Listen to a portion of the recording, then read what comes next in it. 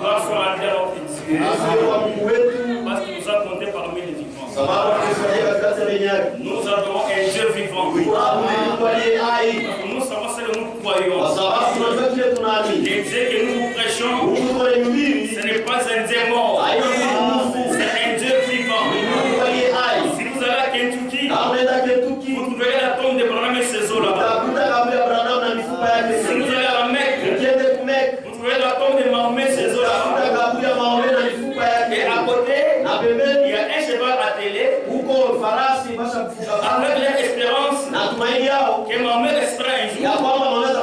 Et il va monter sur ce cheval pour conquérir la terre et esclaviser le monde. Mais ces os sont là-bas. Mais si vous allez du côté bas Congo là-bas, vous voyez la tombe de Kimbangu et ces os là-bas. Mais allez à Jérusalem, il y a une tombe vide.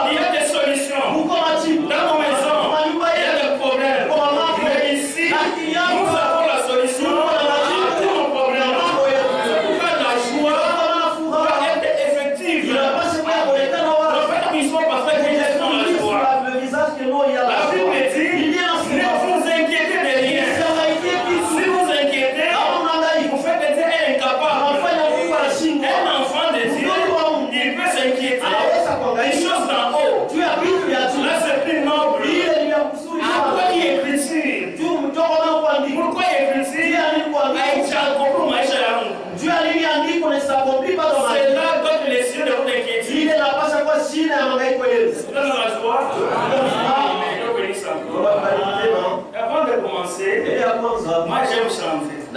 Mais je n'ai pas de belle voix. Mais un jour, je chanterai comme un homme.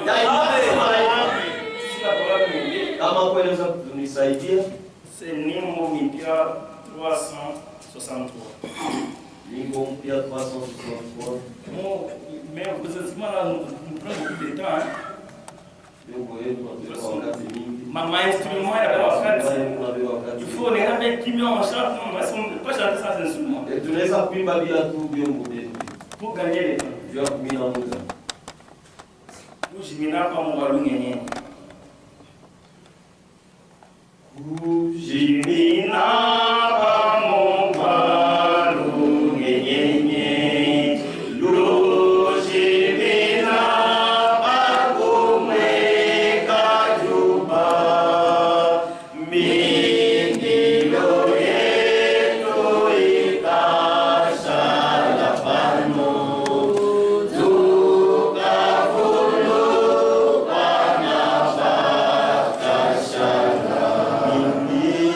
Thank you.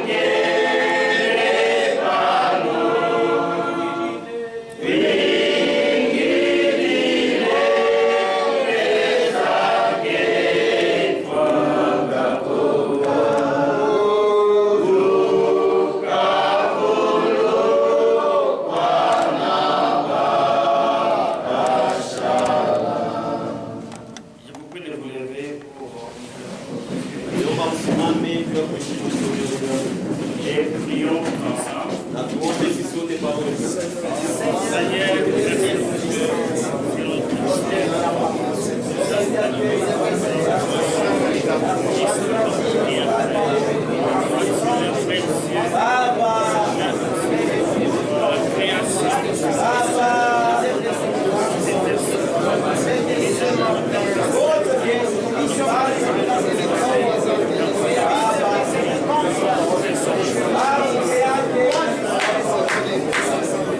Amen. Amen. Amen. Nous prenons nos Bibles. Nous sommes dans Jean chapitre 3 verset 1er. Mais il y a un homme dans les pharisiens nommé Nicodème, un chef des Juifs, qui vers lui auprès d'étonner midi. Rabbi, nous savons que tu es un docteur venant de Dieu. Car personne ne peut faire ce décider d'après lui. Jésus répondit, en vérité, je te l'ai dit. Si un homme est né d'eau, il ne peut voir le royaume de Dieu. Nicodème lui dit, comment un homme peut être quand il est vieux, peut-il entrer dans sa mère Annette? Jésus répondit, en vérité, je te l'ai dit. Si un homme est né d'eau et d'esprit, il ne peut entrer dans le royaume de Dieu. Job chapitre 14, verset 1er. L'homme né de la femme, sa vie est courte et sans cesse agitée. Il est coupé comme une fleur. Il fuit et disparaît comme une ombre. C'est celui que tu as ouvert. Et tu me fais aller en chasse avec toi. Comment d'être essuyé? Sortir la vie un homme pur. Il n'a pas sorti aucun. Que le Seigneur bénisse encore. Aujourd'hui la salle abonde. Depuis le mercredi, nous sommes en train de parler sur la collaboration entre la parole et l'esprit. Comme il y a beaucoup de gens qui étaient empêchés pour des raisons entre autres. Comme ça, je fais un peu 15 minutes de répétition. Nous avons dit ceci, la parole et l'esprit ont collaboré. Que ce soit à la création ou à la rédemption, la parole et l'esprit ont toujours collaboré. Dans Genèse chapitre 1er, la Bible dit au commencement Dieu créa les cieux et la terre. Et la terre était informe et vide. Et l'esprit de Dieu se mouvait au-dessus des eaux. Dieu dit que la lumière soit, et la lumière fut. La terre était informe et vide. Et quand il avait prononcé la parole, l'esprit avait suivi la parole. Là, il y avait les choses visibles et les choses invisibles. Quand Dieu dit que les anges fuient, et les anges fuient. Donc la parole et l'esprit, c'est ça collabore. Là, il y a l'apparition des choses visibles et des choses invisibles. Même pendant la rédemption, la parole et l'esprit ont toujours collaboré. Marie avait reçu la parole. Dieu avait placé la parole en Marie. L'esprit de Dieu a couru à son ombre pour coopérer avec cette parole. Et cela forma un corps. C'est la raison pour laquelle la Bible dit les saints afin qu'il naîtra de toi, c'est la vérité. Marie avait reçu la parole et l'esprit a couru à son ombre. Et cela forma un corps. Et Marie n'avait pas senti des sensations au-dedans d'elle. Si elle avait senti une sensation, ça devait être de la liqueur consommée. Après la naissance de Christ, là, elle a amené à 30 ans. Lui était la parole. parole Yeye alikuwa neno faite chair. alifanywa mwili. Il était né en dehors du plaisir sexuel. Alizaliwa nje kupatana mwili. C'est pourquoi il disait toujours en vérité, je te l'ai dit. Ndio kwa maana anasema kusema kila mara kweli kweli nakwambia. S'il dit en vérité, je te l'ai dit. Kama anasema kweli kweli nakwambia. Mais ainsi dit les saints de l'Ancien Testament. Hivi Bwana anasema maneno la Arrivé kale. à 30 ans, Fika miaka comme il était lui-même de la parole, Lakini yeye alikuwa inspiré par l'Esprit, il devait aller au Jourdain pour être baptisé. alipaswa kwenda kwa Yordani ile batizo na Yohana. Quand il arrive au Jourdain, Wakati anafika kwa quand Jean l'a Yordani, baptisé, wakati wana quand il mbatizo, était sorti dans l'eau, wakati alikuwa mwaje, les saints de ceux qui étaient les ciels Roho Mtakatifu kutoka mbinguni pour coopérer avec la parole de Dieu. ya kutumika pamoja na C'est pourquoi tous ceux qui étaient des dieux, Ndio kwa maana mtumishi wa avant de Mungu commencer d'être des ile dieux, ya kwanza kazi ya il faut Mungu d'abord expérimenter le baptême du Saint-Esprit. inapaswa kwanza kuonja ubatizo wa Sinon, vous allez Mungu. faire beaucoup de Kama dégâts. hapana utafanya mambo makubwa. L'Esprit de Dieu qui vient des ciels Roho ya Mungu ilitoka mbinguni a coopéré avec Jésus. ikatumika pamoja na Et Yesu. la voix dit, Na sauti ikasema, celui-ci est mon fils bien-aimé, huyu ndiye mwana wangu en mpendwa, qui j'ai tout plaisir d'habiter. ndani yake napata furaha ya kukaa. Et Mumsikie. partout partout il y a la parole de vérité. Wasi wote kule kwa neno ya kweli. L'Esprit de Dieu viendra là-bas pour Roho collaborer. ya Mungu itakuwa pale kwa kutumika La pamoja. Bible dit les vrais adorateurs Ndiye anasema mtu ya kweli adoreront le Père en esprit et en vérité. ataabudu Baba Mungu na ukweli. Uniquement là où il y a la vraie parole, Mpaka tu pale peke la neno ya parole de kweli. vérité, Neno la ukweli. l'Esprit de Dieu viendra Roho là-bas ya Mungu itakuwa pour pale. signifier cette parole-là. Tunapakiza kusime ile neno. Amen.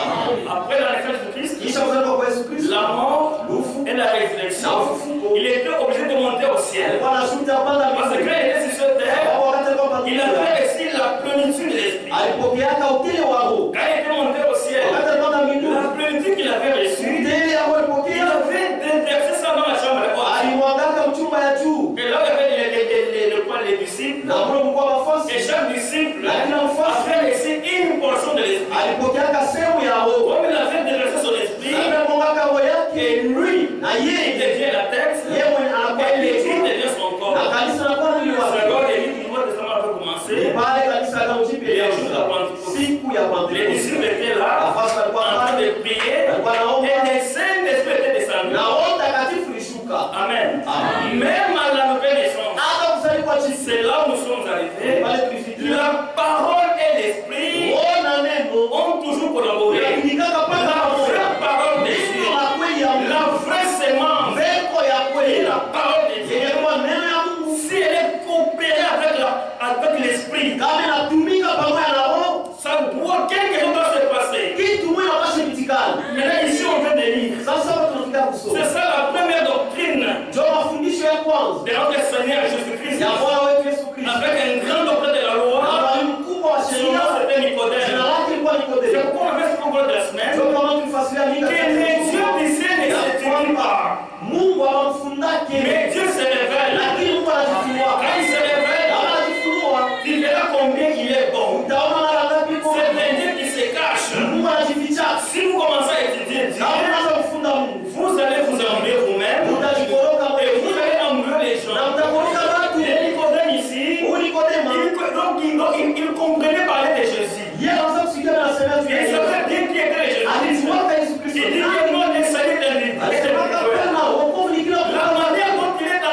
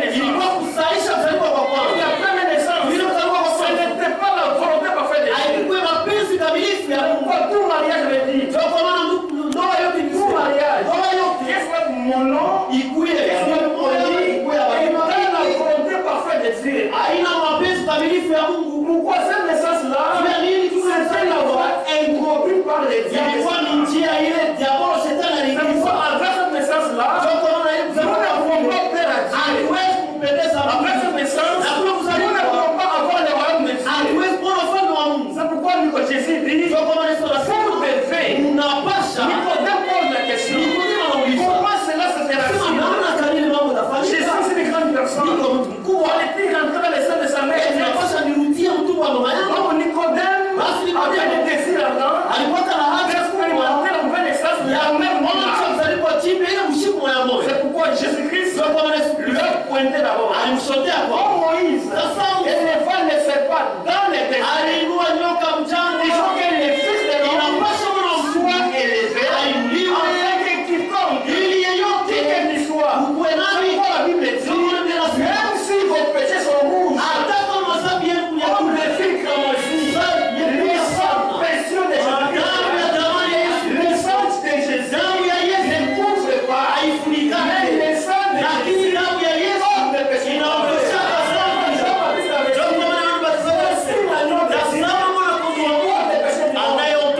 C'est pourquoi avant la mort de Christ au Calvaire, il n'y avait pas de nouvelle naissance. Parce que le sang animal ne pouvait pas ôter nos péchés. Mais c'est qu'il fallait Dieu lui-même qui s'est fait un homme, qui puisse monter au Calvaire. C'était un Jésus homme, qui était monté au Calvaire pour corriger les péchés. Pourquoi le frère de sœur, si vous comprenez ce que Jésus a fait, ça va vous revendiquer la vie du péché. Jésus était mort au Calvaire. L'homme était juste. C'est lui qui n'a jamais péché. Il ne savait pas devenir péché. Mais il s'est devenu péché. Pour moi. Mais si vous comprenez cela, vous n'allez pas vous permettre de faire n'importe quoi. Jésus avait payé cash. Le prix était payé au bout. Et les lions ont fini de Judas. On l'a vaincu. Et Jésus nous a arrêté de toute tentative d'image. Nous étions avec un mari s'appelait Satan. Personne ne fut trouvé digne de nous racheter. Mais nous sommes sauvés par le sang de Dieu. Dieu lui-même, qui est la parole, la parole fait chair, par une naissance virginale, en dehors du petit Seigneur. Pour acheter un homme, il y avait des conditions.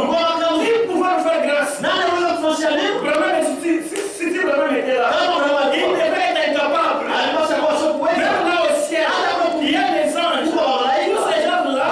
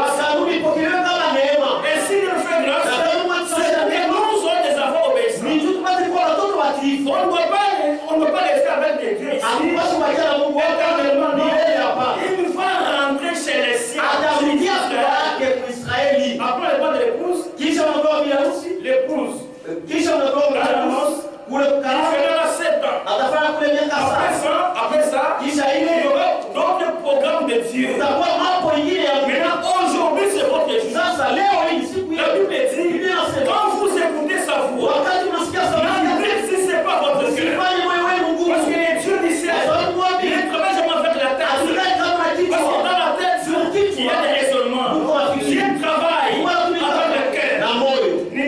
Nicodème Nikodemo pose la question. anauliza Comment cela se fait avec ça? namna gani mambo Jésus dit quoi? Yesu anasema Comme nini? Moïse n'est pas le Seigneur, Wakati il est saint. Musa alinunua nyoka Il faut que mshamba le fils de l'homme inapaswa mwana mtu soit élevé. ainuliwe Afin que quiconque ili yeyote croit à cette œuvre-là amini ile ne kazi périsse pas, asipotee mais qu'il ait lakini apate uzima wa milele. dans le désert. Mchango Quand les enfants d'Israël péchaient, wakati watoto wa Israeli batenda dhambi juu ya Musa na Dieu Mungu, avait placé des serpents brillants. Mungu aliwekaka nyoka Les mamoto serpents piquaient un des na enfants nyoka walikuwa d'Israël. wanaluma mfujo wa watoto wa Israeli Les enfants d'Israël na watoto wa sont Israeli allés voir Moïse. akaenda kwa Qui allait parler à votre Sema kweli Dieu. useme na Il Mungu ait pitié de nous.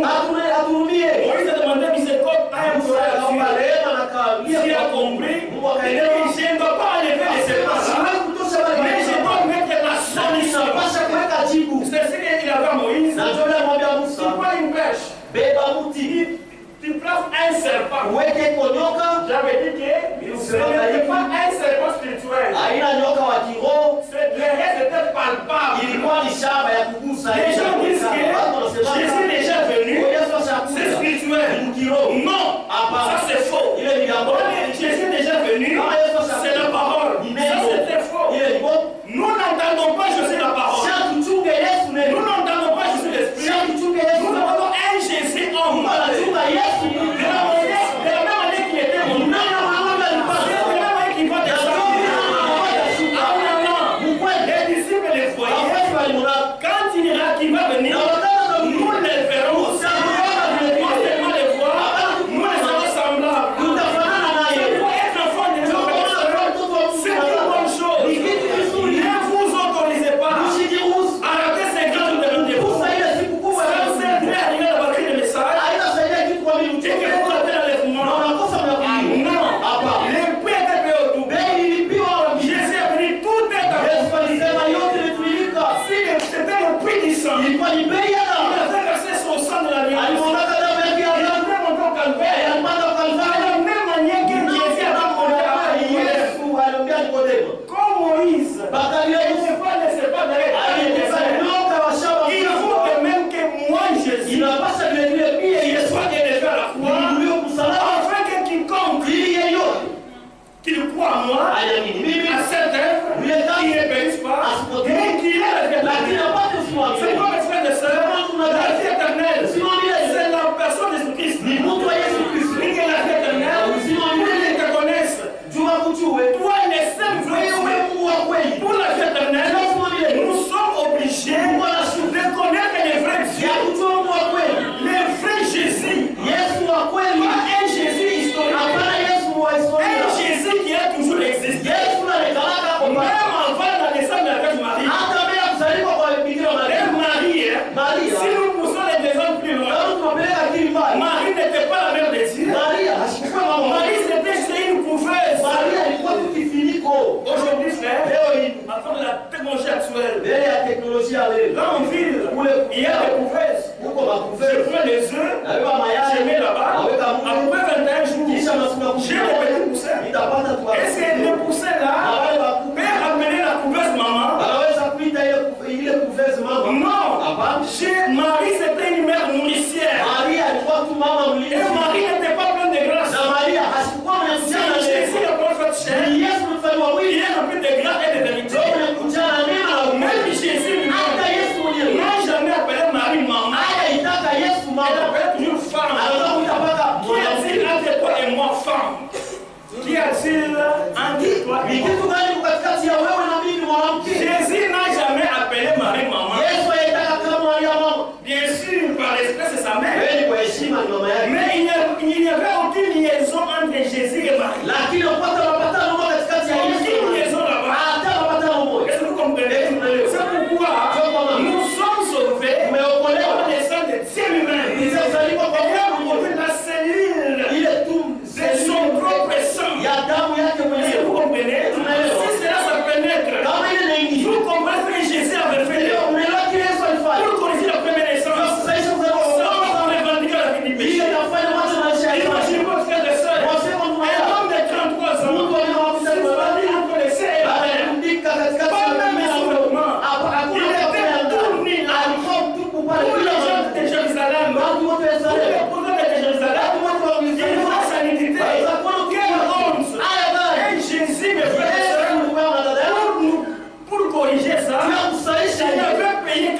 Alipaka pale pale.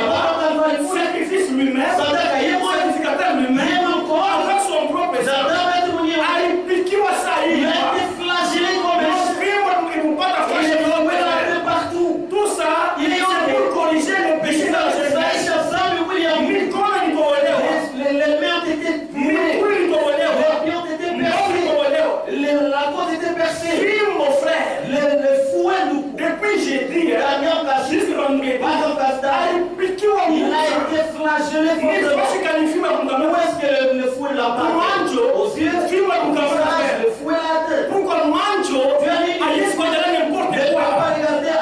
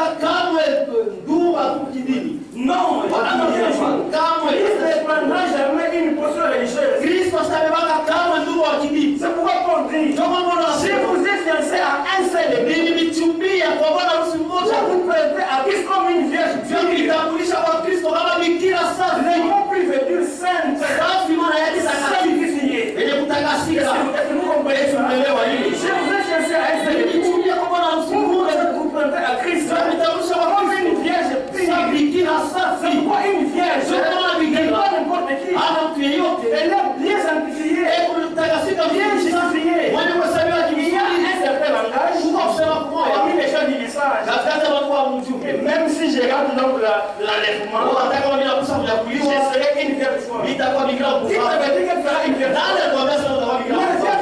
Il était bien justifié. Rien sanctifié. La seule différence, ça ne nécessite pas au niveau de la justice.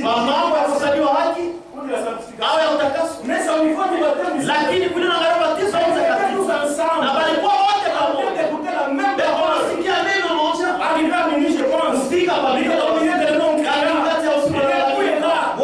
Allez à sa rencontre. C'est là que les problèmes avec vous.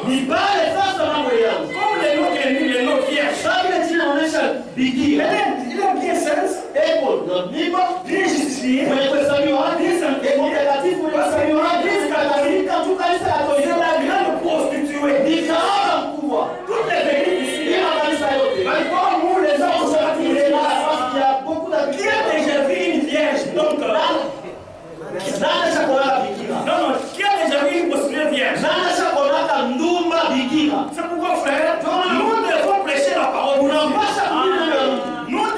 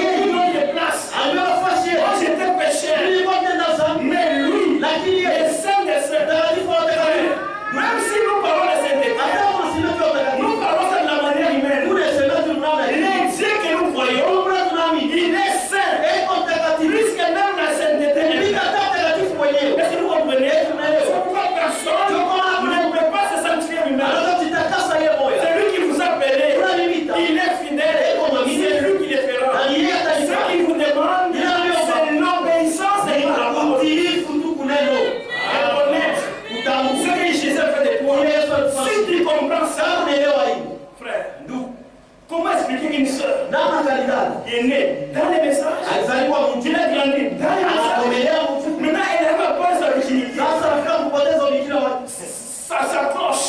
bila yende Comment expliquer un frère? namna Parce que vous katafanya savez, vous savez, il y a il est né dans la parole anakomelea il a grandi dans il la a maintenant 25 ans. Anaenda kwa mganga. il est devenu Ulipenza mbele je? sasa tunasema kwa Ulipenza je kwa mganga? Est-ce que kile maisha mpagano ile? Nikapagano je? Na profondeur. Après la profondeur. Il a fait un voyage. Anakwenda Bing. Anakwenda mpaka wapi? Bibi kwa mzungu. Acha hapa hata. Hicho kiano. Sema baba. Bibi yangu huyu. Unataka mimi nikunjika. Il est attisé par sa propre conscience. Papa njoo bibi. C'est papa ou njoo bibi. Kimkataa ici ou la refuse. Tu sais ce que tu es en train de faire. Même si c'est mal un chrétien. Christ ne prendra jamais une posture religieuse. Seigneur, je suis ma fille. Oh Seigneur, je suis ta fille. Si tu me donnes pas ton fils, tu vas te confier tel que je suis. C'est ça la vraie position des enfants de Dieu. Mais la Bible ne peut pas t'avoir pris. Et c'est la parole de Dieu peut aider sans effet. La parole de Dieu c'est une semence. Si la semence politique dans les 16 femmes, ça produit des effets. Combien plus la parole incorrecte. Nous devons parler à Dieu. Nous devons prier à Dieu. Demander ce qu'il faut arranger. Et préparer ce qu'il faut préparer. Lui à son tour, il verra son travail. Parce que dans le plan du salut, il y a aussi la volonté de l'homme. L'homme est tombé. Dieu ne lui avait pas abandonné pour nous. Il a prévu un mois de réveil. Quand Lucifer était tombé, il était précipité de traitement. Je m'excuse. Quand Lucifer était tombé, on l'avait précipité directement. Quand il est venu sur cette terre, il a vu maintenant Adam. Il devient jaloux. Il a dérangé tous les plans. L'homme était tombé. Dieu du ciel, il a aimé l'homme plus que les hommes. Quand les anges étaient tombés, il y a un enfer pour beaucoup les hommes. Mais la chute de l'homme, si vous êtes vraiment aimé, si vous comprenez ça, ça va vous révolter. Si Adam aimait le monde, il donnait son fils unique. Son fils unique. Enfin que quiconque croit en lui, il est périsque. C'est pourquoi Satan, il n'y a rien que Satan qui peut gagner. Satan ne peut rien gagner. Même si la chute avait une idée, les dieux du ciel ne nous avaient pas abandonnés.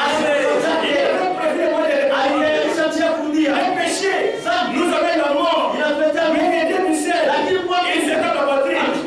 Moi, je vais donner la réponse. Il n'y a rien qui peut gagner. Si vous comprenez ça, les péchés nous avaient la maladie. Mais Dieu nous donne la guérison. Les péchés nous avaient la friction. Mais Dieu donne la solution. Les péchés nous avaient même pris en bas de la terre. Mais Dieu dit que votre cœur ne se trouble pas. Il y a plusieurs domaines dans la maison de mon Père.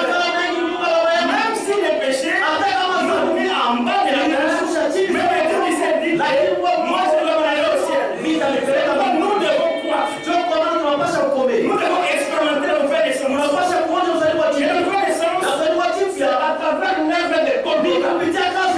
Sans l'œuvre de Golgotha, pas de nouvelle naissance. Sans l'œuvre de Golgotha, même frère Branham n'est pas là. Même frère Branham n'est pas là. Il devenait pécheur. Il devenait dans les lieux de ce n'était pas la volonté de Dieu. Est-ce que vous comprenez?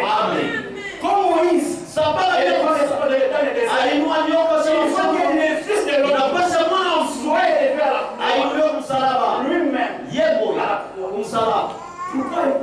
Pourquoi ça? Dieu a dit Parce qu'à notre naissance, comme ce n'était pas la volonté des hommes, c'était la volonté de Satan. C'est ça qui avait introduit cette volonté-là. À la naissance, Satan vous avait piqué avec son venin mortel. C'est pourquoi l'homme tupate kufa kwa maisha ya dunia. Est-ce que vous comprenez ça? Jésus était mort là-bas. Nous puissions mourir avec lui en train de marcher à nouveauté. Mais aujourd'hui, il y a des gens qui se trompent eux-mêmes. Il fait de mourir. Et mon frère, et comme on y est coupé au sérieux, il est mort. Il est mort avec sa bouche à chaque fois. Non, mon doigt pour foi. Mais là, moi, nous qui avons mis. Voyez une femme en Égypte. Elle fait Dieu veut que nous mourions. Ça tout pour les mots, toi, ça marche. C'est bon, Galates 5, 19. Ma tête de l'amour. On a énuméré une chose qui peut nous élever des royaumes de Dieu. Est-ce que vous comprenez? À la naissance, les diables, comme nous sommes déjà mortels, nous étions pécheurs, et nous avons piqué avec son venin mortel. Il fallait que les fils de l'homme passent le souhait et les faire la croix, afin que quiconque regarde, il faut que nous regardons le venin mortel du péché. Par sa force, c'est pourquoi les calvaires a existé il y a plusieurs années. Il est plus dans 33 de il a fait les rançons. Avant que nous ne sommes ce que nous pouvons faire, c'est aller tout droit vers lui. Est-ce que vous comprenez? Là, il y avait 3 cours. Des fois, vous perdez l'adresse. Le même disait, comme je l'ai dit, je n'ai jamais vu une personne qui monte à la croix et reste la même personne. Quelque chose va se passer dans son cœur. Peut-être, s'il était monté à la croix, c'est bon. La personne ici n'a pas de solution. Tu te sacrifies, tu montes à la croix, celui-ci. Celui-ci n'a pas de solution. Si tu montes à la croix, avec l'adresse de Jésus, Jésus était au milieu. Si tu montes là-bas, il ne va pas rentrer à même personne. Quelque chose va se passer dans son cœur. Est-ce que vous êtes avec moi? Nous ne sommes pécheurs, nous ne sommes mortels. C'est pourquoi à la nouvelle naissance, si on voit à l'être, si Jésus avait fait, il était méprisé, humilié. Frère, donc ces jours-là, c'est les calvaires. Des fois, nous, on prend des termes. On respecte ça. Est-ce que vous comprenez? Maman, il y a pour Gethsemane. Arrivé là-bas, à la fin de la Pâque. Ils ont fait la Pâque. Après Saint-Saint, frère, Dieu va les membres. On présentait la coupe. Les coupes du péché de l'humanité. Elle n'a pas une Zambie qui met. Il pas seulement le péché de l'humanité. Jésus pense à la tête méca. Jésus d'abord a Il a raisonné. On lui a donné pour la il a refusé pour la troisième fois. Quand il a bu, il a dit à Pierre, prions les fils qu'une heure. Et troisièmement, il y a 2 minutes pour nous. Même 2 minutes c'est difficile. Il fallait pour moi, Jésus. Il fallait laisser Jésus. C'est lui le patron de la rédemption. Ça va bien que c'est pour c'est lui le père de la rédemption. Après la couille, frère, il n'était pas devenu ivrogne. Il n'était pas devenu pécheur. Il n'était pas devenu adultère. Mais il est devenu péché. Il est devenu un simple homme. Frère, on n'a pas de langage. On n'a pas de mots. Il y avait des fouets. Kulikuwa mafingo ya hivi comme ceci. Kama banapita hivi qu'on frappe comme ceci. Inaingia ndani ya mwili. Ça entre dans la bila ilikuwa bila hata on jeter la sauce sous inaingia ndani ya mwili. Ça anatokota na nyama inatoka. Et même la chair banapika. On frappe on retire la nuit. Usiku wote. On l'appelle dit. Biblia inasema sacrificateur. Ils étaient là se chauffer. C'est-à-dire, il faisait froid. Jésus a une petite. Jésus a été frappé. Tout le fouet là. Pour corriger les choses.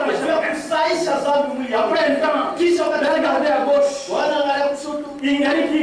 C'est encore. C'est encore là-bas. Il ne pouvait pas rendre les larmes. Il a regardé à droite. Il a regardé des mains. Là, il avait tout résolu. Il a crié, tout est accompli. Nous avons maintenant un nouveau maître. Il nous a retiré du marché. Nous ne sommes plus à vendre. Et nous comprenez. Nous avons un maître. C'est le Seigneur Jésus-Christ. Il te rachète. Il ne te perdra à aucun. Pose-moi la question. Quel est le comportement de ton cœur? La même personne. Non, ce n'est pas correct. Nous devons faire un effort. Dans le plan du salut, il y a aussi la volonté de l'homme. Quand était tombé, comment Dieu fait? Il fait miséricorde à qui il veut. Et il remercie qui il veut. Mets-toi debout. Vous pouvez rester donc. C'est comme si il n'y a pas de c'est un exemple. Il est tombé, il est dans les difficultés. Il doit aussi faire un effort. Dieu est ici, lui là-bas. Dieu lui tend la main. Parce que lui, il est immédiat à temps de raison. Quand Dieu lui tend la main, vous voyez, Dieu lui tend la main. Lui aussi, il a fait un effort. Là, il trouve misère. Il est là. Si appelle, si tu ne viens pas, tu ne dois pas trouver miséricorde. Est-ce que vous comprenez ça? Dieu c'est un businessman. Il dit que je vais devant toi la vie et la mort. Fais ton choix. Dieu ne contraint personne. Il peut devant toi la vie et la mort. Mais fais ton choix. L'homme fait toujours un mauvais choix. Il a venu à Adam. Une seule prédication. Parce que Dieu descendait chaque soir. Avec son peuple. Les jours de du mois. C'est fini. Mais là, ils ont mangé à l'arbre de la côté bien du mal. Ils avaient péché. C'est pourquoi la volonté de Dieu, que chacun soit sauvé. Si vous comprenez, Jésus ici sur cette terre. Après qu'il monte au bord du Calvaire. Frère, on avait mené devant Pilate. C'était un gouverneur. Et il n'y avait rien de mal en Jésus. Donc Pilate il a tranché. Il ne faut rien en Jésus. Tous les clergés là, les clergés avaient influencé pour que Jésus soit crucifié et Barabbas soit crucifié. Parce qu'à chaque fête, selon les coutumes, on numérait un prisonnier qui demandait la foule. Il y avait un prisonnier nommé Barabbas. C'était un brigand, un malfaiteur. Mais c'était un bienfaiteur. Pilate, je pense qu'il faisait ainsi. Il a placé Jésus là-bas. Il a placé aussi Barabbas. Il fallait que la foule décide. Il commence à faire une présentation simple. Voici Barabbas. Vous le connaissez tous. C'est un grand brigand, un voleur, un bandit armé. C'est là que vous connaissez. C'est lui Barabbas. Lui c'est Jésus. L'épée qui est descendue du ciel.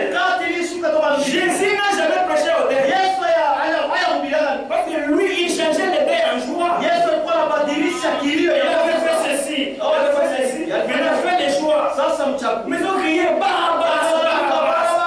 Quel mal a-t-il fait? Que son sang est comme si nous. Et si nos enfants. Ce n'est pas correct. Mais les Juifs avaient payé cash.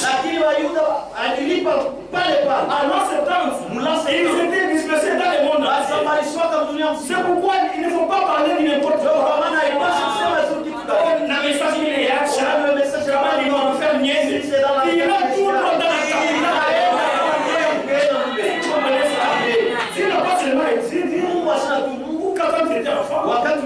Et puis il s'est suivi lui-même. Il n'a pas besoin de salut. C'est par amour seulement que le Seigneur est devenu accessible à nous.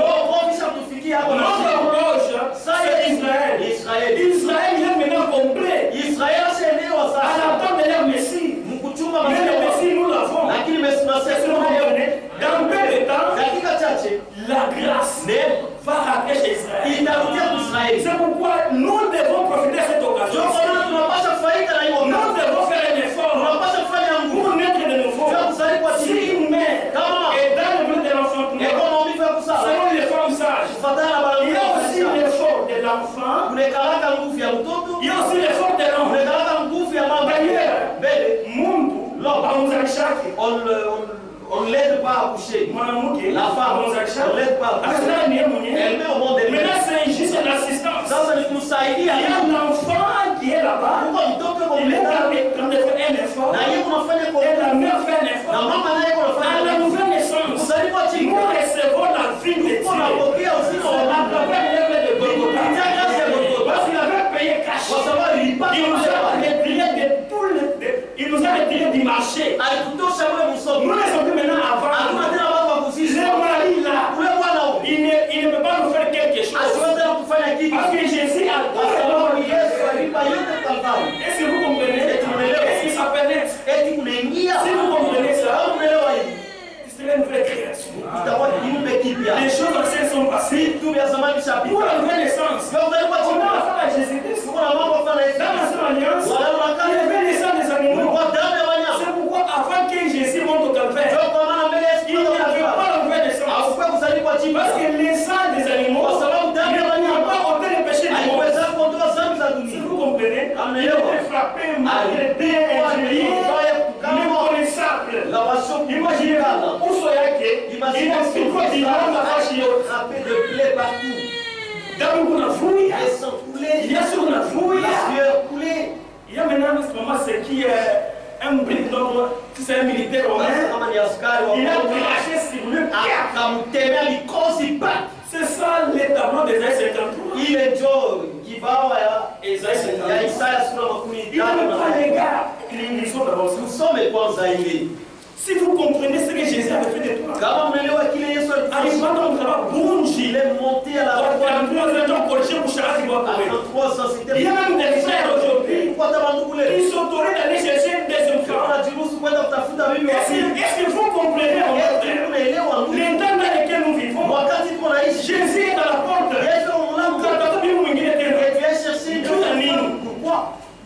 Ce n'est pas correct. Est-ce que Bible on a la femme que tu as là, est-ce qu'elle ne met pas au monde les enfants? Est-ce qu'elle ne prépare pas? Pourquoi on peut aller chercher une deuxième femme? Si tu es dans cet état déjà, ce n'est pas un grand problème. Mais si tu n'es pas dans cet état, on ne peut pas à aucun jour encourager la polygamie. Je ne condamne pas ça, mais je peux pas vous dire ça. La Bible dit qui a ouvert comme fâché mon poulet. Le fait d'avoir une deuxième femme, c'est un freinage à la masse chrétienne de toutes les femmes. Masse chrétienne.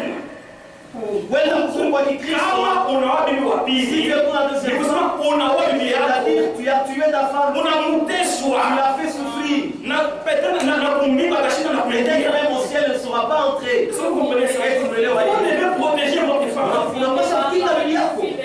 Aujourd'hui, c'est justement les contraires. C'est pourquoi la Bible dit demandez d'abord le royaume des cieux. Nouvelle naissance, auna, baptême auna, maombi, Mungu anapatia mafuta, anapatia mfranga, priorité zéro, il faut ajouter encore une femme. Ne faites pas ça. C'est pas correct. Vous blessez vos femmes. Vous ça fait très mal. C'est pas correct. Comment hata uamini ou déjà na hapo ça va. Aidha unaamini ndio umeongeza. Ce n'est pas que toi tu as déjà cru mais tu as joué correct. Hatuhukumi. Mais nous décourageons ça. Lakini tunatosha nguvu ile mambo. Bible ekikwembe kimono kifuno. La femme avec un seul pan. Et pour la peine kwenda kuwa bibi. Et puis tu veux aller épouser la deuxième femme. Est-ce que vous comprenez ça? Est-ce que nous leo ile mambo? Non. Hapa. Paul qui vont marcher bien selon la foi. Paulo anasema mnaanza mzuri La foi c'est selon l'esprit. lakini mnaanza kutembea na Mungu. Même du côté sœur. Hata mnapo. Si vous comprenez que Jésus avait fait. Kama tunaelewa kile Yesu Tu alifanya. dois te corriger. Unapaswa kujisahihisha. Si tu montes à la croix, Unapanda tu msalaba. t'habilles mal. Ulikuwa unafanya mbaya. Mais à la sortie, tout doit être établi. Yote inapaswa kurudishwa kwa Kristo. Tu t'habilles bien comme une fille de Dieu. Unaweza kufanya mzuri sana vitu. Maintenant, tu commences à porter des choses données. Sasa hapo unaanza kufanya vitu vya kuacha Mungu wazi. Une jupe trop serrée, Jipe ya kukufunga avec des traces de sous-vêtements. na Vous cherchez quoi? Vous cherchez quoi? unatafuta Ce nini? n'est pas correct. Ça. On dit vous marchez bien sur la foi. Baba anasema mlianza Mais mzuri vous commencez à marcher selon la chair. unaanza kutembea na roho na mwili. Nous devons comprendre ce que Jésus avait fait. Si nous comprenons cela, ça va nous révolter la vie. Itatutombocha maisha ya dhambi. Mambo tu ya Nzambi inakupatia makali. Te donne la colère. C'est-à-dire en toi, Sema ndani yako il y a quelque chose qui s'est passé. ni kitu kimoja kilipitikana na Tu mimi. fais tout ce que tu veux. Unafanya vitu vile unapenda. Qui a fait ce qui nous a été annoncé? Na ndani ya mimi kule kutangaziwa. Qui a reconnu le plan de l'Éternel? Anatambua mkono wa milele. Il s'est levé comme une feuille de plante, Aliinuka sauti dhaifu. comme un oiseau qui sort d'une terre desséchée. Zachepuka kwenye kutoka kwa mlango wa Il kukauka. n'avait ni beauté ni éclat pour attirer le regard. Urembo au kungaa juu ya kuvuta Et angalisho. son esprit n'avait rien pour nous plaire. Na hali yake kuwa na kitu juu ya kupendeza. Mais brisé par nos des hommes, Kusarauliwa na kuachiliwa na wao. homme des douleurs, Mtu wa et maumivu. avec de la souffrance, Kusomela mateso. semblable à celui dont on retrouve le visage. Kufanana na ule bila tupia mkongo. Nous l'avons dédaigné. Ulimsahau. Nous n'avons fait de lui aucun cas. Hakumshutuki hata. Cependant, ce sont nos souffrances Jambo ni mateso yetu. qu'il a apportées. Ndio alibeba. C'est donc notre douleur qui s'est chargé. Na maumivu yetu ndio alijitwika. Et nous l'avons posé comme puni. Na tulimwona sasa ni kuapishwa. Frappé les yeux Kupigwa na Mungu. et humilié. Kupatishwa haya. Mais il était blessé pour nos péchés, Aliumizwa juu ya madhambi yetu. brisé pour nos iniquités. Kufunzwa juu ya maovu yetu. Les châtiments qui nous donnent la paix Mapigo yanatupatia salama. est tombé sur lui. Yafuka yule yake. Et c'est par ses meurtrissures Kupita vidonda que vyake. nous sommes guéris. Nous étions tous errants, Sema watu wao kwa comme yao. des brebis. Saba kondoo. Chacun suivait sa propre voie. Wote wanafuata njia Elle yake. est tombée à faire tomber sur lui. Il était de nous tous. Uovu ya shepo. Il était maltraité, Alitendewa mbaya. opprimé. Kudharauliwa. Il n'a pas ouvert la bouche. Asifungule kama kisu. Semblable à un agneau qu'on attend, comme dans la boucherie. Kondoo ile anapeleka kufasha kuchinja. À une brebis muette, Na kondoo buku. devant ce qui l'attend. Mbele ya bale bila mnyoma. Il n'a pas ouvert la bouche. Asifungule kama Il kisu. a été enlevé Aliondolewa par l'angoisse kupitia et les châtiments. na mapigo. C'est ça l'image Ndio picha de Jésus-Christ ya Yesu au Kristo. bord du calvaire. Calvari. Il était humilié, Alibatishwa il haya. était blessé pour Aliumizwa. corriger la première naissance. Sahisha C'est pourquoi à la naissance, frère, Kama kuzaliwa on ne pleure pas. atu yake. Demandez à maman. Muulize wazazi. Un essai qui montre qu'un enfant est en Na vie, alama ile kuonyesha sasa mtoto ni mzima. c'est le plaire. Ni S'il kulia. ne pleure pas, il faut un petit pouce sec. Inapasa mapigo. Quand il pleure, Kama analia, là, il y a un nouveau. pale peko mtoto anazaliwa. Est-ce que vous comprenez? Pour naître dans une famille, Ndio kuzaliwa on ne mmoja. doit pas s'infiltrer, Hapaswi on kujiingiza. doit naître dans la Inapasa kuzaliwa mwile jamaa. Et quand un enfant est né, Na wakati mtoto anazaliwa, personne ne peut pas l'apprendre à pleurer. hakuna mtu atamfundisha C'est kulia. la Ni nature. asili. C'est une nature.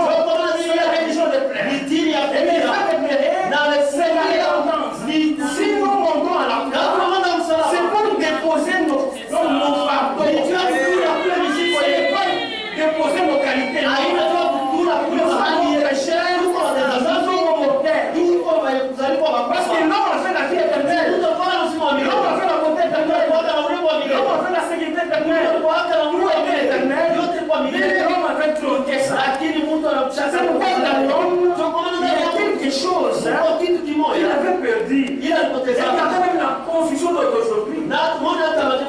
Les gens construisent pas ça. C'est quelque chose. Et Dieu avait placé dans l'homme.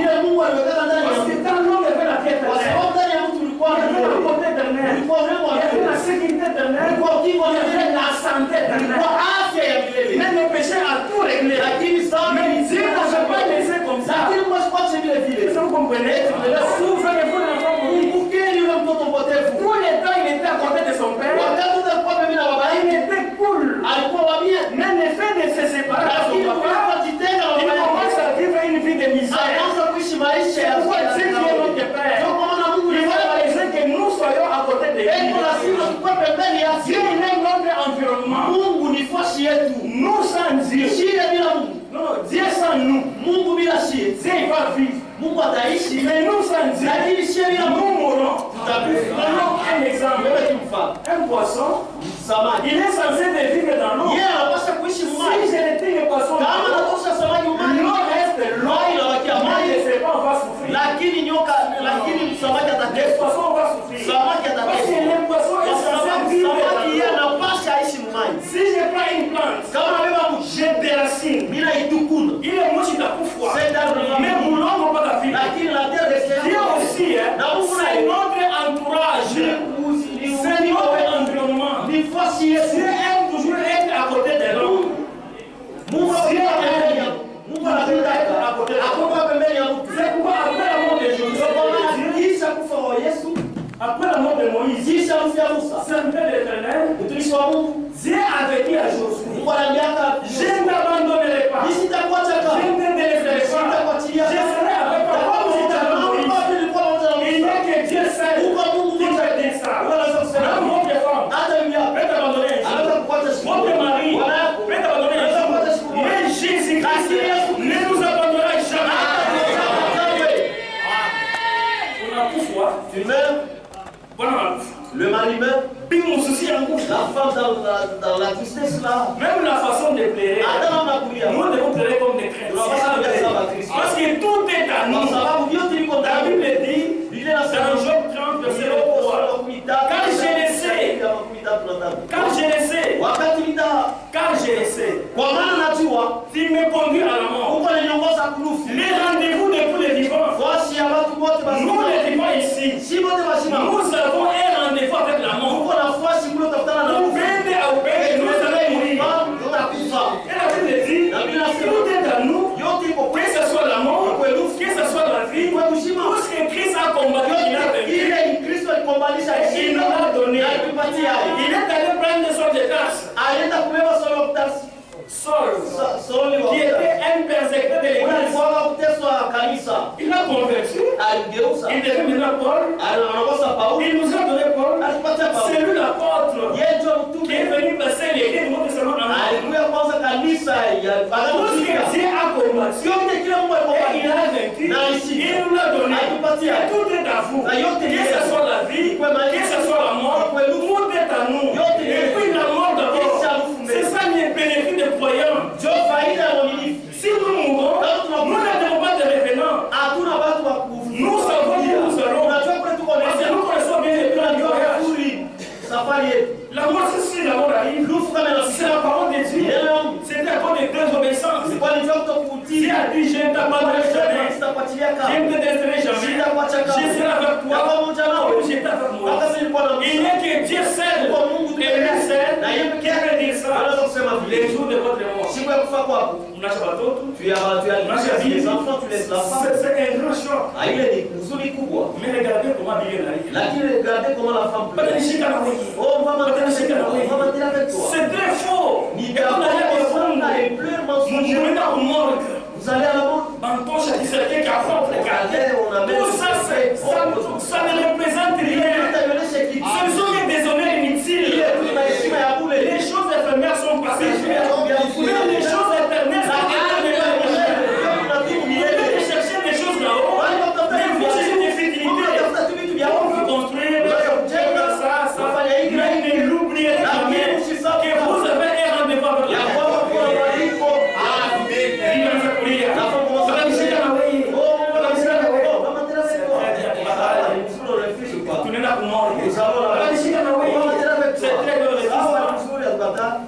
cortège yenu kasangira misala inaanza kuonekana alimu ça se fait voir ya kupangana nasema hapa souple wewe mwenyewe souple wewe anachange langage change de langage unaniacha watoto unaniacha watoto la même personne qui vient batanishika na wewe mama alisema on va m'entendre avec la changer la anabadilisha msemo unaniacha watoto anashikia boka Jésus-Christ lakini Yesu ne nous décevra jamais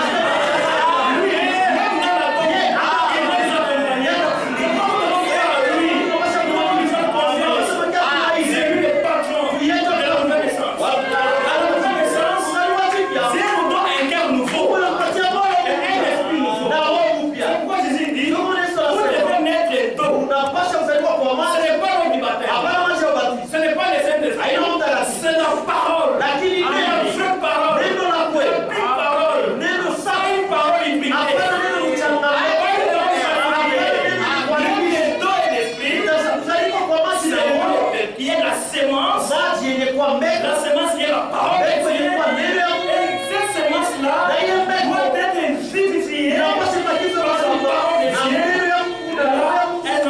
Là, quelqu'un devient une nouvelle création. Dans le royaume, on doit naître de nouveau en pleurant. Et le fait de pleurer, c'est la repentance. À la nouvelle naissance, Dieu nous donne un cœur nouveau, un esprit nouveau. Si tu as un cœur nouveau, un esprit nouveau, personne ne peut pas t'enseigner à venir à l'église. Personne ne peut pas t'enseigner donc à prier. Personne ne peut pas t'enseigner ça et ça. Parce que à la nouvelle naissance, nous avons une nouvelle nature. La nature de Christ en nous. C'est pourquoi la Bible dit, si quelqu'un est en Christ, il est devenu une nouvelle création. Les choses anciennes sont passées.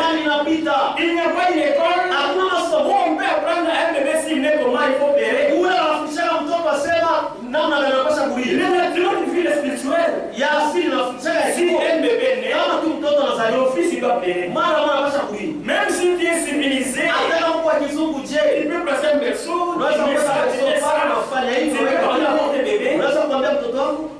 mon fils, mon bébé, tu es civilisé. J'ai des grands moyens. Tu vois ça? Il y a une clochette ici. Si tu as besoin de papa ou de maman, il faut sonner ici. Ça ne marchera jamais. Le seul moyen pour un bébé d'obtenir ce qu'il veut, c'est de prier. Nous aussi, nous devons crier à Dieu. Notre façon de pleurer, c'est la repentance. Est-ce qu'avant de venir à Christ, est-ce que tu t'es repenti? On peut plonger quelqu'un dans l'eau, un péché sale. Et il sort un péché mouillé. On doit naître là-bas. À la nouvelle naissance, Dieu nous donne un cœur nouveau, un esprit nouveau, et un cœur nouveau. Là, nous devenons des nouvelles créations. C'est pourquoi à la naissance, quand le diable et Satan nous avons habitués à son venin mortel de péché, nous naissons avec un cœur de pierre. Un homme sans Dieu, c'est un homme animal. On ne sait pas comment le qualifier. Il n'y a pas longtemps que ça vous marchez. C'était en 2015. J'ai été victime de bandits. Quand j'ai vu ça par grâce, comment expliquer quelqu'un qui entre dans la maison d'autrui, il trouve la femme, et les enfants, il coupe la tête d'abord de lait, pour te faire peur afin que tu dormes des fois on prend un congélateur, on l'ouvre, on met les enfants là-bas, on ferme, et se met là-bas. Que les enfants un homme sans Dieu, c'est un homme irrégénéré, c'est un homme animal. Si tu vas te fâcher, fâche-toi. Mais ce qui est très important, on doit pas le faire. Est-ce que vous comprenez ça? À la nouvelle naissance, nous recevons la nature de Dieu. C'est pourquoi à notre naissance, le diable et Satan nous a piqué avec son venin mortel. Regardez comment comment nous étions. C'est pourquoi dans la vie des enfants d'ici, il y a aussi les autrefois. Il y a 15 ans, tu as vécu les messages. Tu as vécu les messages. Mais tu es toujours la même personne. Après 10 ans, la même personne. Non, ça n'a pas se passé comme ça. Quand tout le monde on a sali. Après 6 mois, il y a un changement. Après une année, il y a un changement. Le naturel typifie le spirituel. Nous sommes obligés de croître spirituellement aussi. Mais c'est mal de l'éternel. Non. Est-ce que la parole de Dieu peut rester sans effet? Non. Le grand problème, ce n'est pas la parole. Lisons d'abord ça. Ça, c'était une promesse de l'Ancien Testament. Ézéchiel 38, verset 26. Je vous donnerai un cœur nouveau. C'est-à-dire, nous devons un cœur mauvais d'abord. Je vous donnerai un cœur nouveau. Et je mettrai en vous mon esprit. Et je vous donnerai de vos corps les cœurs de pierre. Et je vous donnerai un cœur de chair. Je mettrai mon esprit en vous. Et je ferai en sorte que vous suivez pas les ordonnances. Et que vous appliquez mes lois. Ça, c'était la promesse de la nouvelle essence dans l'Ancien Testament. J'ôterai de votre corps les cœurs de pierre. À la naissance, nous naissons avec un cœur de pierre. C'est quoi un cœur de pierre? Même si on prêche, il n'y a pas un soubassement. Il n'y a pas l'endroit pour déposer la parole. Il y a un cœur de chair, un cœur de pierre, un cœur sensible, un cœur incorrigible. C'est pourquoi Dieu dit, j'ôterai de votre corps les cœurs de pierre et je mettrai un corps de chair. Donc une pierre, on ne peut pas lui donner la forme. Même si vous plongez ça dans l'eau, pendant 1 milliard d'années, vous enlevez ça, vous prenez un marteau, vous l'avez là-bas. Vous allez voir les étincelles. C'est une mauvaise nature. Avec cette nature-là, on ne peut pas plaire à Dieu. Avec cette nature-là, on ne peut pas hériter le royaume de Dieu. C'est pourquoi je dis, vous devez c'est une obligation si nous voulons vivre éternellement. On ne doit pas vivre éternellement avec un cœur de pierre. Si vous comprenez, il faut maintenant la vraie parole. Quand la parole est prêchée, pas une parole hybride, pas une parole falsifiée, la vraie parole. Si cette parole-là, elle est vérifiée avec la puissance de Saint-Esprit, la haine devait se former. Amen. Parce que le naturel typifie le spirituel. Avant la naissance, il y a d'abord un désir. Il y a aussi un acte. La femme à l'œuf, et l'homme à la sémence. C'est ça même la vie. C'est ce qu'on appelle ça l'ovule, la cellule de sang. C'est ça la sémence. Donc la femme doit avoir la sémence. Et c'est l'ovule. Inapasha yukaniswe na mbeko ya mwanaume. Nipale sasa mtoto atatumwa. Eti mnelewa ile yote ni kupitia kazi ya Golgotha. Kama tunapanda kule Golgotha, kuko marto munene. Na ile marto kama tunapika kule moyo wa jibu. Pale kuko kwa chana. Kama mabadiliko kupitia kazi ya Golgotha.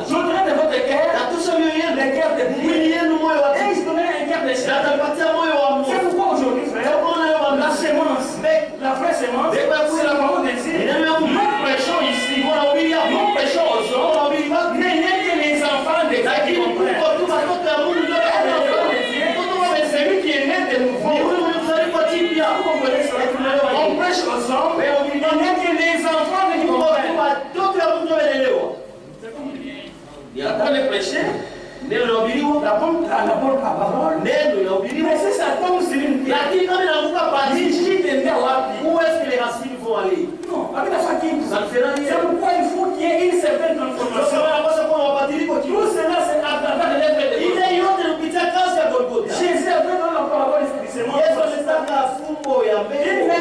Nasema mbeko moja. Et une vraie semence Mbeko ya qui mzuri était tombée dans des endroits. ilianguka mafasi kwa chana cha. Les problèmes, Mambo. ce n'était pas la semence. Haikuwa mbeko. Les problèmes, Mambo. ce sont l'endroit où on pose cette semence-là. Ni fasi kule ile mbeko unaangukia. Nous, ce sont les gens qui reçoivent ça. Hao watu wale wale ipokea. La même parole est prêchée. Neno mama na ubiriwa. Vous êtes ici. Wewe wote mko hapa. Mais il y a d'autres Lakini kwa wengi qui trouvent une bonne performance. napata nguvu nzuri Et d'autres, c'est comme si ça ne va na pas. wengine kusa Le hajielewi. problème, ce n'est pas la parole. Mambo haina neno. Mais les grands problèmes, c'est l'endroit où tombe la parole. Ni fasi kule neno Il na faut qu'il y ait une certaine transformation. kwa maana unapata C'est à travers le pas de Golgotha. kupitia kazi ya Golgotha. Il est venu chez les Ndio siens. maana Biblia inasema alikuwa Et les siens n'ont pas reçu.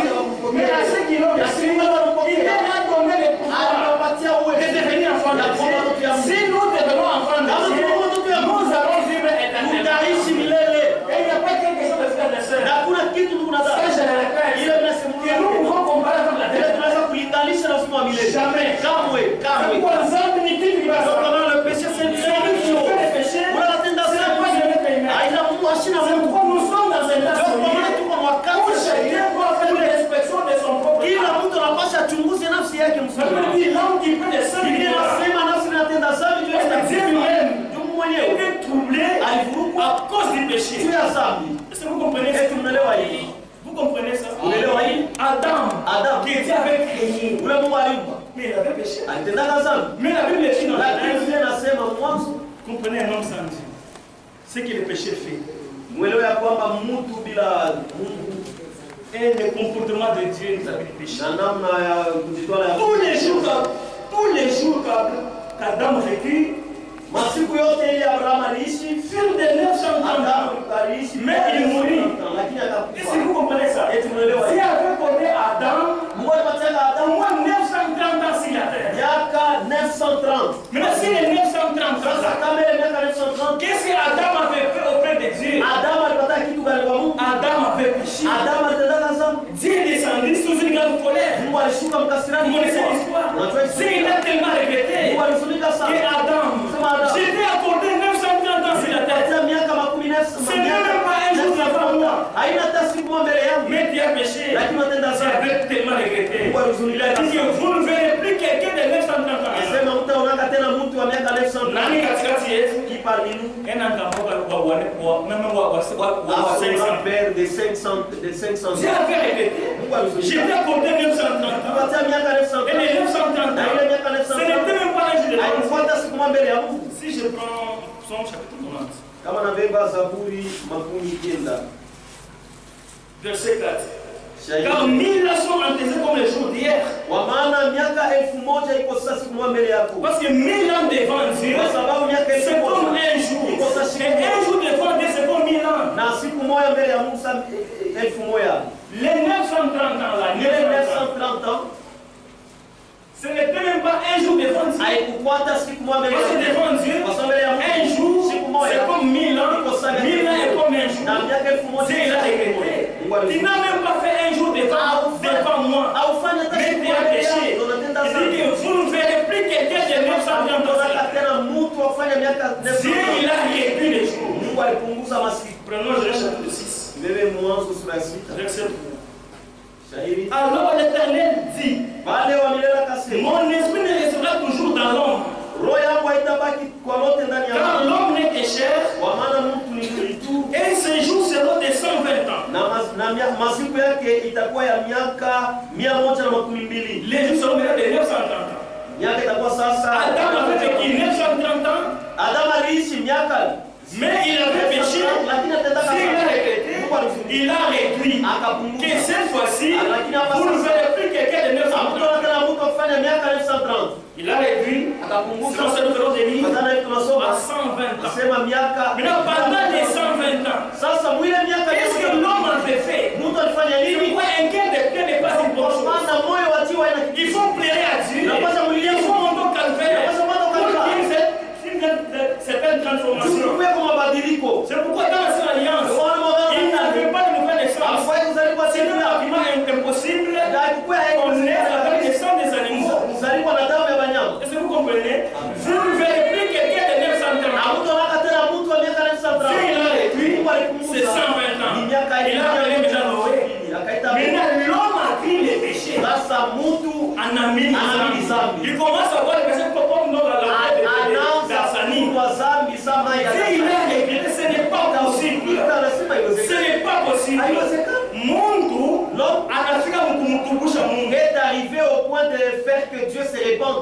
Lisons d'abord. Tusome kwanza Genèse chapitre 6, Mwanzo sura ya 6. verset 6. L'Éternel s'est répandu d'avoir fait l'homme. Wamilela kajuta kwa vile alifanya mtu pa dunia. Et il fit affliger à son cœur. Na kahuzunika sana moyoni mwake. L'Éternel dit, Wamilela akasema, j'exterminerai l'homme de la terre. Tamaliza uso wa mtu pa dunia. L'homme que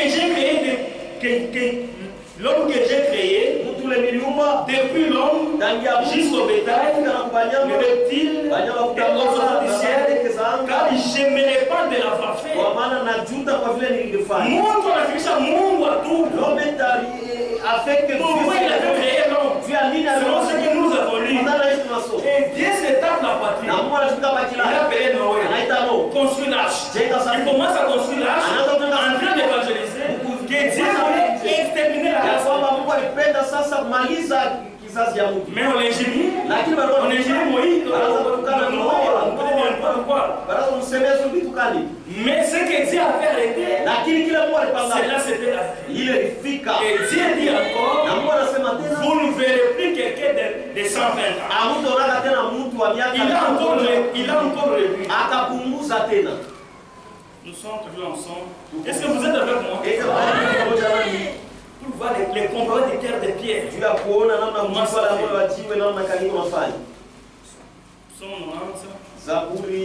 Adam, il avait vécu 930 ans. C'est même pas un jour de mais il avait péché. Dieu a réduit à 120 ans. L'homme a vu le péché. Et les deux ne savaient pas pourquoi il avait créé l'homme. Et il s'est même affligé dans son cœur. Il dit cette fois-ci, j'ai réduit encore. Là nous sommes au 90, verset 10. Les jours de nos années s'élèvent à 70 ans. Masiku ya miaka yetu inafikia miaka 17.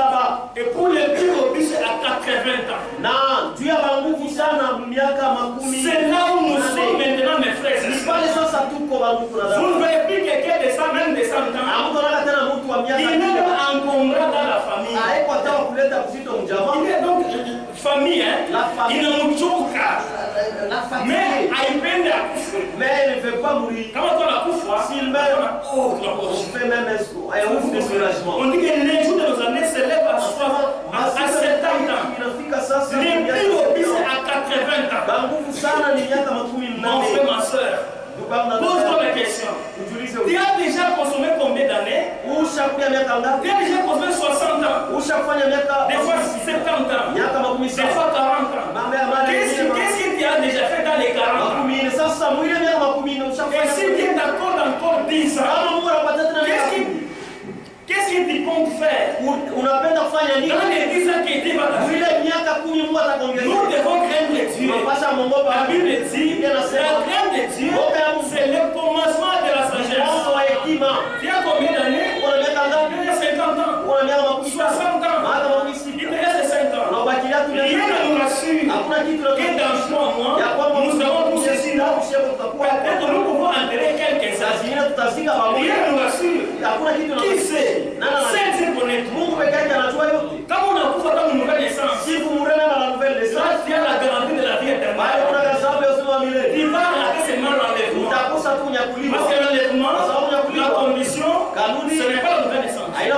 La condition, c'est le baptême du Saint-Esprit. Vérifiez bien votre comportement, votre manière, votre langage.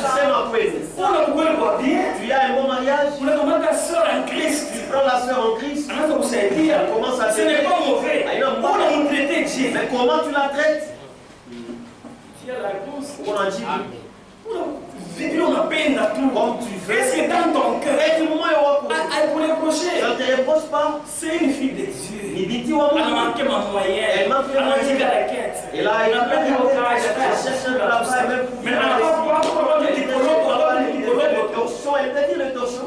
Ton cœur. Moi, on n'a pas changé. Il n'y a pas de changement.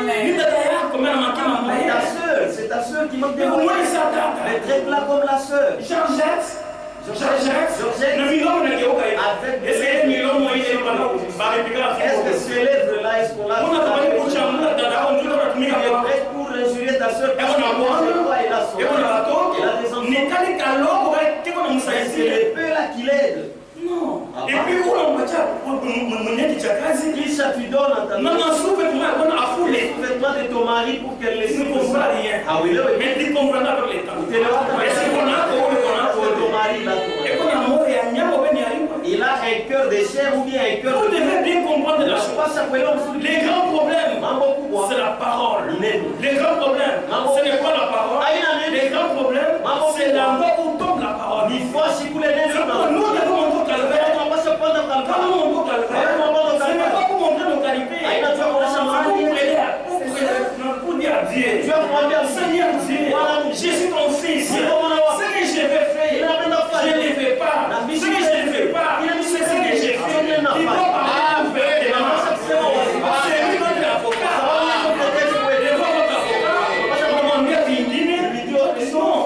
On doit dire chaque chose par son nom. Seigneur, que je suis un adversaire. Aide-moi. Il va t'aider. Seigneur Dieu, je suis un voleur.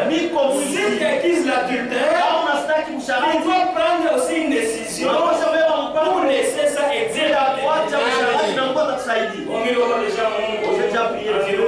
Il m'a pardonné. Tes amis, c'est toujours des adultères.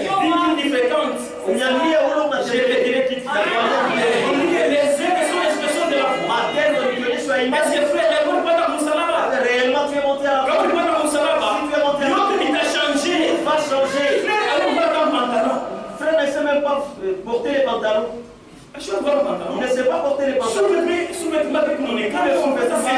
Tout ça c'est quoi? Et laissé à découvert. Est-ce qu'il a déjà monté là-bas? Et tout ça prend à couler. Quand on lui parle de couler, si tu es en train de fonder ça, on va pas Dieu va donner un cœur nouveau. Un esprit nouveau. Un esprit nouveau, frère. Un cœur nouveau. Un esprit nouveau. La soumission, ne sera pas une charge. Ça sera la vie. Un cœur nouveau. Un esprit nouveau. Aimez votre femme. Ça ne sera pas une charge. Ça sera une vie. Ça sera automatique. Pourquoi? Je suis en Christ. Si quelqu'un est en Christ, il est devenu une nouvelle créature. Les choses anciennes sont passées. Mais aujourd'hui, les chiens et les passés qu'il avait voulu. Les jours de votre baptême, il a fait vomir beaucoup de choses. Non, pour les tapis. Tu as vomi beaucoup de choses. Ce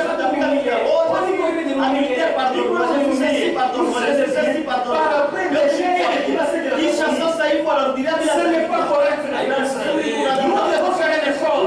C'est lui qui nous a donné l'électricité. Alors nous faisons des chances. Un esprit nouveau. Personne n'est pas d'enseigner à prier. Même l'habillement. On ne doit pas t'enseigner ça. Dans votre chambre, je suis une fille de Dieu. Ça, ce n'est pas propre. Vous les frères, vous devez bien contrôler vos maris. Comment il a fait la ménage? Les histoires-là compliquées. Satan est risé. Ils ont déjà des messages. Et ce sont des longues jupes. Satan est risé. Il dit que l'esprit du message. Et ce sont des longues. Mais c'est pratiquement des moustiquaires. Si tu penses à qui t'avait en sorcellerie,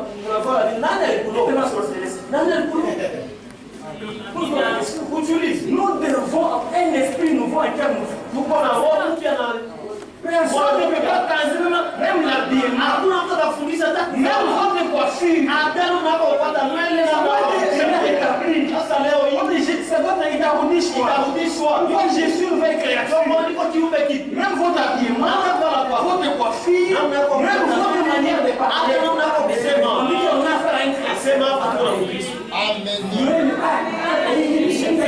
Comme ça, on y va. Notre comportement doit revenir. On dit qu'il y a des sentiments qui étaient en Christ. C'est les sentiments d'humilité. Il faudra que vous agishindia. Et non, moi c'est moi, moi c'est moi. Les péchés nous avaient mis loin des yeux. C'est le péché d'Adam. Nous avait entraîné. Mais quand Adam pécha, Dieu ne peut pas qu'il ait quitté du propriétaire. est entre les mains du diable.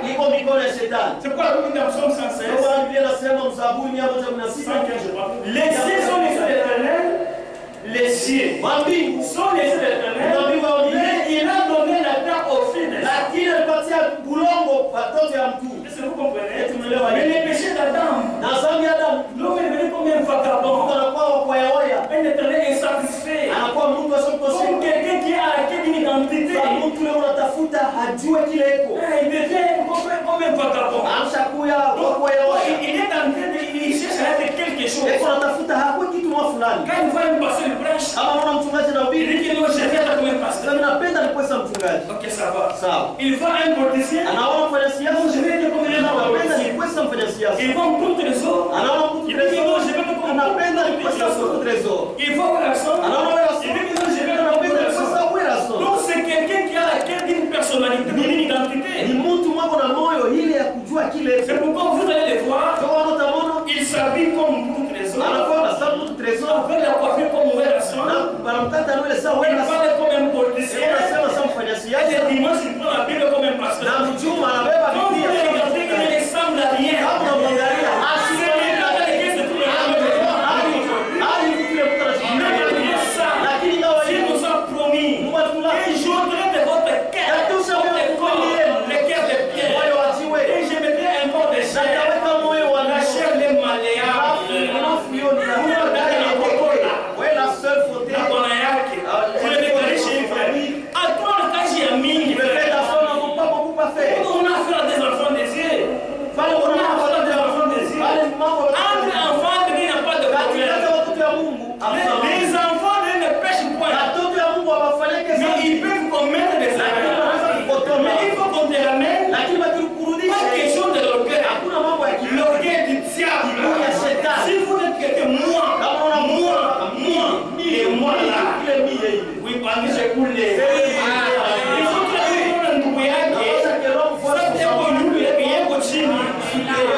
ayez des sentiments qui sont nourris. C'est les sentiments d'humilité. Et puis nous chantons, je vais être comme Jésus. Est-ce que vous comprenez ce que vous chantez? Et vous vivez ce que vous chantez? Je vais être comme Jésus. Tout au long du reste de ma vie, je dois refléter Jésus. Si aujourd'hui, les gens veulent voir Christ, ils doivent le voir dans notre vie. C'est ce que nous devons être comme Christ. C'est notre grand frère. Il est notre grand frère. Il nous a aimés, il nous a achetés. C'est pour le faire les sœurs, arranger ce qu'il faut arranger. Et pour arranger, il faut être un enfant de Dieu. J'ai toujours dit, hakuna nzambi inachunga mariage. Il n'y a aucun péché qui garde le mariage. Hakuna nzambi inachunga mariage. Il n'y a aucun péché qui garde le mariage. Mais pourquoi il voit bien? Oh, tu es un bon mariage. Na motoka. Marie te paye même. Mais pourquoi le motoka a été un bon mariage? Il y a un enfant au mariage. Tu sais bien. Mais si ton esprit te condamne, Dieu implique que ton cœur.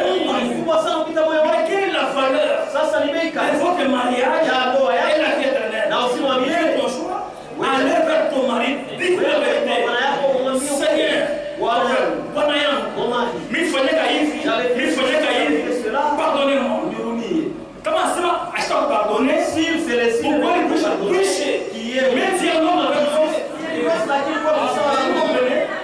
Les choses terrestres sont terrestres. Les choses éternelles sont éternellement éternelles.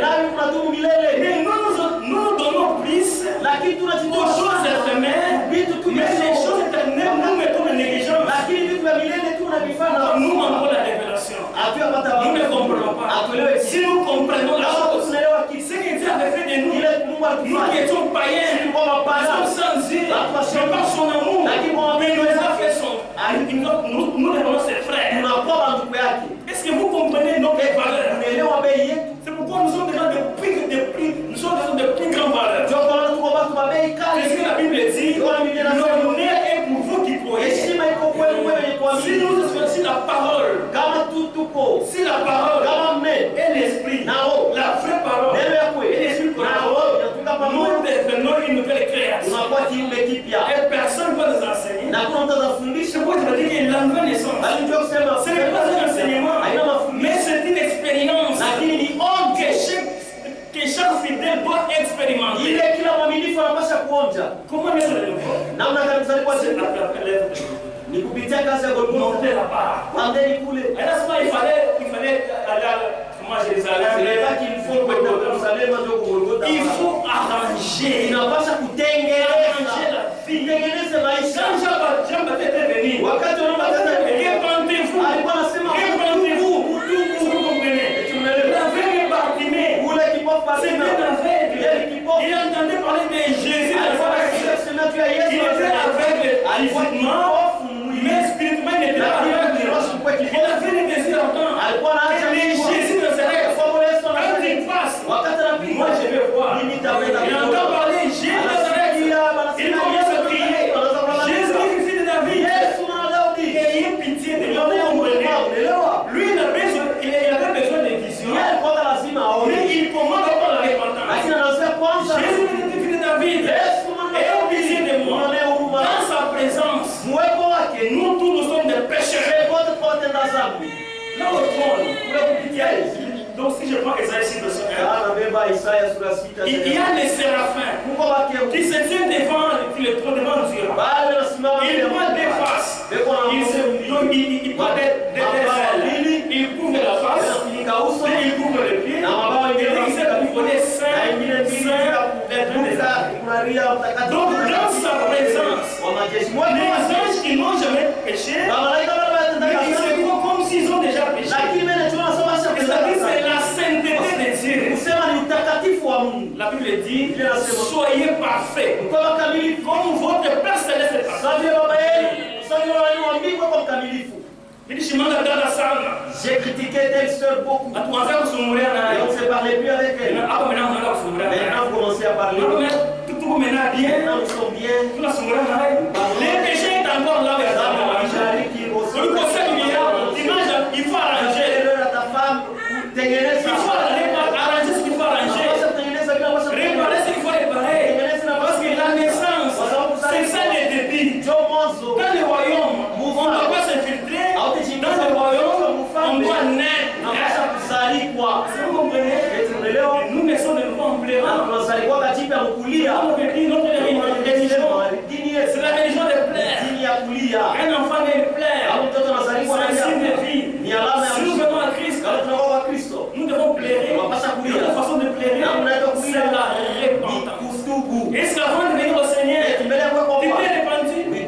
Notre religion, c'est la religion de plaire. Les premiers adorateurs, dans les gens de c'était Caïn et Abel. Amen. Caïn c'était un cultivateur.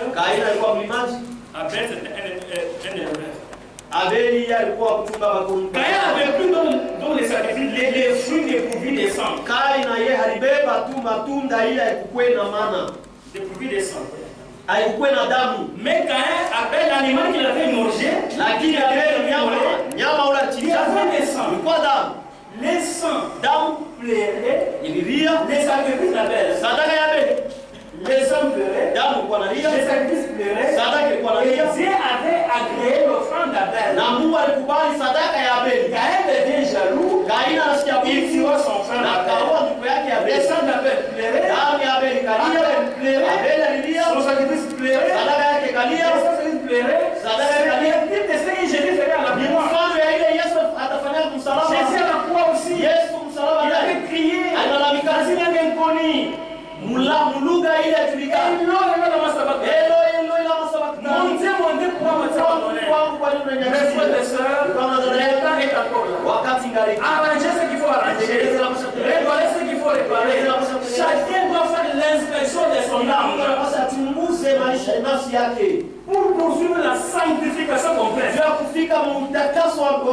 vous autorisez pas à vous suivre vous-même. Après votre téléphone ici, vous regardez des choses sales. Vous vous suivez vous-même. L'âme d'une personne, selon le prophèt, c'est équivaut à 10 000 mondes. ni madunia 10,000. Mais tu es en train de jouer avec ton âme. Sasa unacheza na nafsi yako. Tu comprendras un jour. Il n'y aura pas la résurrection. Pour réparer la vie. Aujourd'hui, c'est votre jour. C'est pourquoi dans les âges du premier âge, jusqu'au dernier âge, à la fin de chaque âge, l'ange dit qu'il joue. Celui qui a des oreilles pour entendre, il a fait l'esprit de nous sommes ici pour que Dieu nous parle. Nous sommes ici pour que Dieu nous condamne. C'est pourquoi ici, c'est la maternité de la nouvelle génération. Si vous êtes au pays, quand on condamne la chose, et que la chose est en toi, cela doit être le sujet de votre prière. Je suis un adultère. On condamne l'adultère. Il doit prendre une décision. C'est ça un véritable vie. Si vous laissez la décision de vie, il faut prendre une décision. Sinon, il y a les pays qui vont venir. Ils sont appelés la grande tribulation. Grande tribulation, c'est compliqué. L'essai n'est pas compliqué.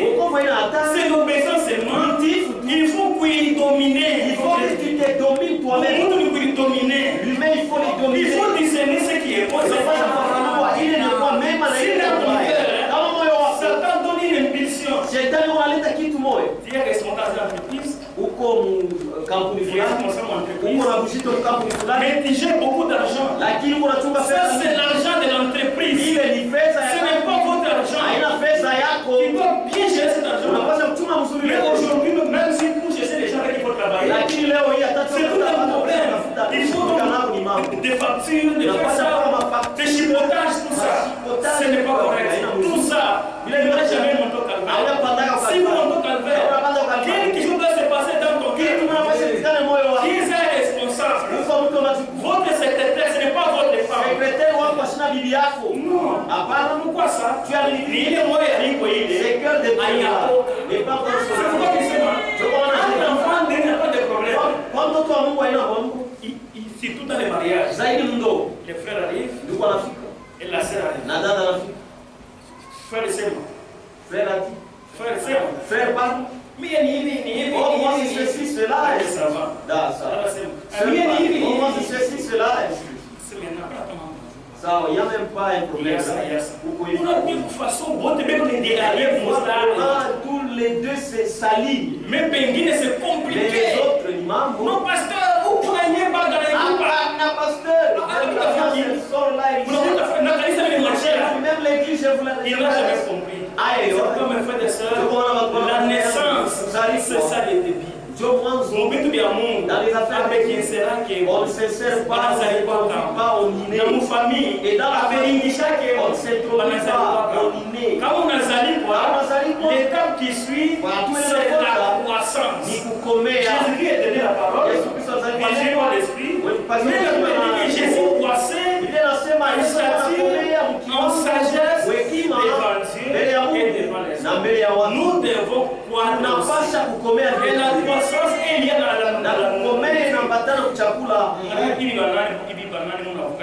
regardez les poulets qui a 2 mois, 3 mois, regardez. Jésus disait que l'homme ne vivra pas du pain seulement, mais de toutes paroles qui sont de la bouche de Dieu. Nous avons 2 types de nourriture. Il y a la nourriture que nous mangeons pour entretenir la santé physique et la nourriture pour notre âme. Notre âme se nourrit de la parole.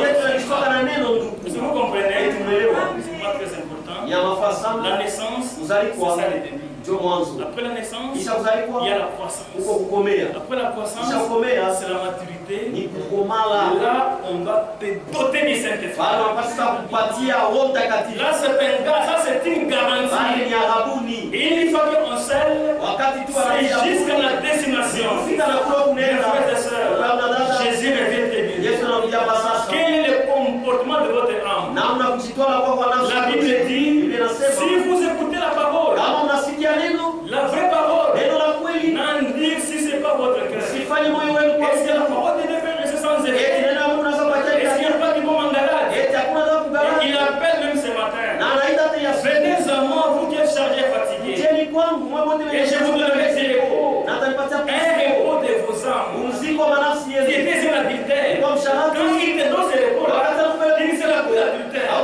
usharati. Nanzale bakimbiake. Avec le péché on fuit. Okimbe ainichiki. Non, non, les maximum. Mina pena yeye menaka sombale. Si unapanda bisi. Prenez les bus. Na mademo na panda bisi. Les démons si montent les bus. Ah, Dieu soit loué. Ah, mimi nakonji. Ici je vais me Après 2 semaines. Ici tu Na piga gaffe. tu gaffes. Sinon na kasumale ni Kasumale. ainichiki. Je pars Kowezi. Na panda bisi. Prends les bus. Kowezi. Même les démons montent. Tu fais des bêtises. Mais lui t'appelle. Il a déjà échoué. Il dit que sans moi, sans lui, il ne peut rien faire. Lui, il a fait tout vaincu. Ça veut dire que tout est accompli. C'est pourquoi quand il appelle, il est capable. Parce que lui n'a pas de problème. Vous et moi avons des problèmes. Mais lui, il a la solution à problème. Ce matin, il nous appelle. Vous tous misérables, habitants de la terre, venez à moi. Tel que vous êtes, ne déposez pas de questions. Répondez seulement à cet appel. Je vous invite à vous lever. Et inclinons nos têtes. Je vais demander. La parole de Dieu ne doit pas descendre.